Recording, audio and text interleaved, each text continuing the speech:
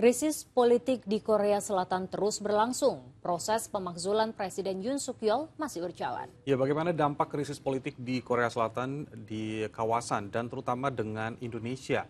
Berikut cuplikan dialog rekan Gracia Bern dengan Tengku Reza Syah, pakar ilmu hubungan internasional Universitas Padjadjaran. Majelis Nasional Korea Selatan pada hari ini, Sabtu 14 Desember 2024, melalui pemungutan suara, menyatakan memakzulkan Presiden Korsel Yoon Suk Yeol atas status darurat militer yang pernah terjadi tanggal 3 Desember lalu, namun kemudian gagal. Kita akan bahas apabila memang nantinya pemakzulan ini terjadi, apa kira-kira dampaknya bagi Korea Selatan, kemudian bagi Indonesia, ataupun bagi negara-negara di dunia. Kita akan bahas langsung bersama dengan Tengku Reza Syah, pakar hubungan internasional dari Universitas Padjadjaran, sudah tersambung melalui sambungan Zoom. Selamat sore Pak Reza. Sebelumnya thank you banget Pak udah berkenan hadir di Liputan 6. Baik, Pak Reza, langsung saja. Ini tadi kan saya sempat bahas soal pemakzulan Presiden Korsel Yoon Suk Yeol ya. Pak Reza melihat bagaimana pemakzulan ini bagi Korsel sendiri? Secara tradisi ya, Korea Selatan itu sudah memiliki sistem politik yang sangat stabil. Kalau kita menggunakan indikator-indikator the seven pillars of Western wisdom, maka skor dia itu sangat positif. Misalnya dalam level education, science and technology, meritocracy, kemudian market economy, kemudian pragmatism, kemudian rule of law, dan culture of peace. Dia sudah stabil sekali dalam negerinya. Yang terjadi sekarang adalah demokrasi itu sudah sangat kuat, tapi akhirnya mereka lupa begitu bahwa ada masalah-masalah lama yang bisa muncul setiap saat. Apa saja masalah itu? Yakni pertama adalah demokrasi, walaupun demokrasi yang stabil sekalipun itu rentan terhadap pergantian pemimpin. Jadi kalau misalnya pemimpin tersebut dianggap oleh masyarakatnya kurang pas, teledor, kemudian terlibat dalam kasus korupsi, kolusi, dan nepotisme, itu media massa mengkritiknya dengan sangat cepat, dan memang mereka menggunakan mekanisme demokrasi, yakni impeachment. Tapi bagaimanapun juga impeachment ini merupakan suatu kelemahan bagi demokrasi Barat. Karena ini mengagetkan dunia, karena selama ini kan dunia melihat bahwa demokrasi yang baik itu adalah demokrasi yang terbuka, yang parliamentary system, kemudian yang pemimpinnya terpilih melalui jalur meritokrasi, kemudian pemimpin itu terpilih lewat seleksi internal yang sangat ketat. Ternyata ada kelemahan. Kelemahannya adalah namanya KKN itu tidak hanya di negara-negara sedang berkembang, tapi ada juga di kalangan negara yang sudah maju. Sekarang kita akan lihat keluar outside dari Korea Selatan. Bagaimana sih Bapak melihat proses pemakzulan ini? Memang masih berjalan, tapi kalaupun nanti pada akhirnya akan dimakzulkan, bagaimana Pak Tengku melihat dampaknya bagi hubungan Korsel dengan negara-negara lain? Tapi kita batasi dulu Pak, untuk negara-negara Asia Timur sendiri yang masih berdekatan dengan Korea Selatan, contohnya seperti Korea Utara, kemudian Jepang, dan sebagainya. Baik, ini wilayah Asia Timur ini sangat berbeda dengan ASEAN. Kalau ASEAN ini seluruh pemimpinnya itu guyup. Mereka sudah punya ASEAN Vision. Mereka sudah punya mekanisme namanya ASEAN Political Security Community, ASEAN Economic Community, dan ASEAN Socio-Cultural Community. Di Korsel ini nggak ada begitu. Secara keuangan mereka sangat kuat, jauh dengan ASEAN. Tapi secara institusi bonding wilayah, ya, ASEAN itu jauh lebih unggul daripada semua negara di kawasan Asia Timur.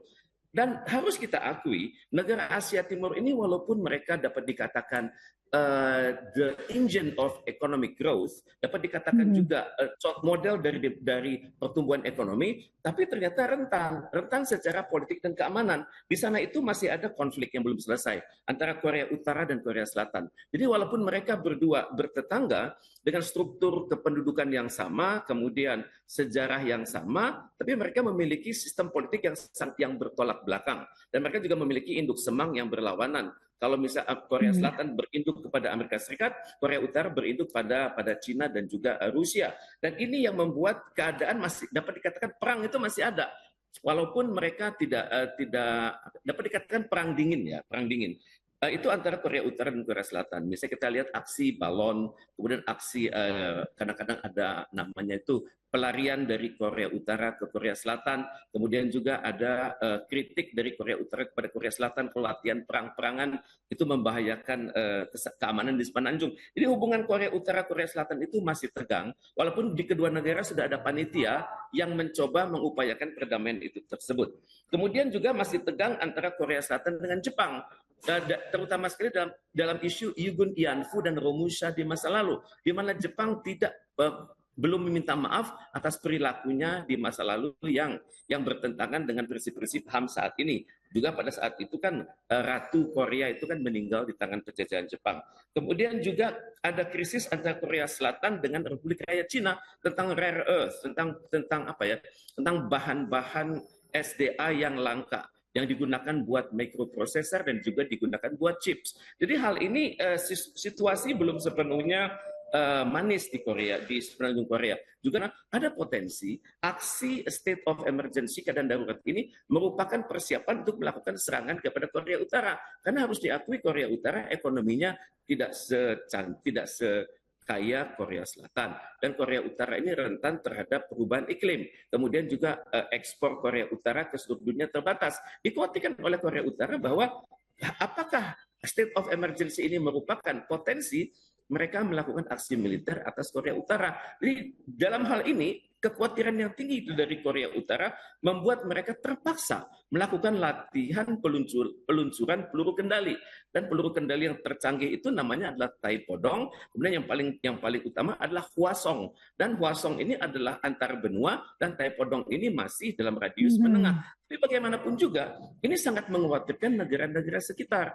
Mengkonfirmasi lagi Pak, Korea Selatan saat ini berarti dalam posisi sulitkah dengan hadirnya konflik internalnya, atau mungkin ada dampak-dampak baik untuk Korea Selatan sendiri dengan adanya masalah ini? Karena tadi Bapak mengatakan setelah ada konflik internal, setelah darurat militer ya maksud saya, kemudian Korea Utara sendiri malah mungkin semakin was-was meningkatkan pelatihan militernya. Berarti kan walaupun ada konflik internal di Korsel sendiri, tetap dia masih mawas diri begitu Pak.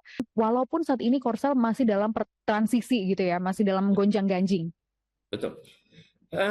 Ini adalah posisi yang hendaknya dimengerti oleh dunia dan juga oleh Korea Utara. Cuma untuk meyakinkan Korea Utara kan tidak mudah, karena di antara kedua negara tersebut terlarang berhubungan kecuali presidennya, kemudian juga kecuali dubes dia di level PBB, atau mereka juga mencari suatu negara yang bisa menjadi jembatan untuk dialog.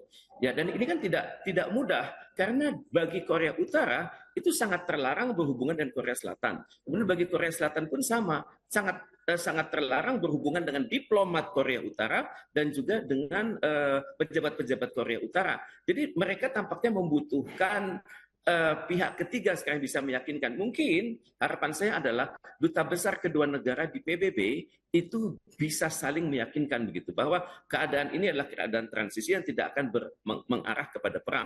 Itu yang pertama. Dan yang kedua, pemerintah Korea Selatan itu berhubungan dengan semua mitra strategisnya yang ada.